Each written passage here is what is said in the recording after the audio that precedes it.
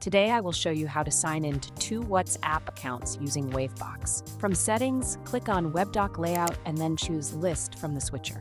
Next, click on the Add button in the WebDoc to create a new group for our first WhatsApp account. Give your group name by typing in the text field. And then click on Add an App and choose WhatsApp from the store. So now we need to create a new space for this group. Click on the drop-down menu and select Create a New Space and give it a name. Click Next to create the group, which then appears in the WebDoc. Now let's create another new group for the second WhatsApp account. Give your group a name and add WhatsApp from the store. To stay signed in to both WhatsApp accounts, they must be in separate spaces. So click Create a New Space, give it a name, and click on Next. So we now have 2 WhatsApp accounts in the WebDoc, and all that's left to do is sign in to each.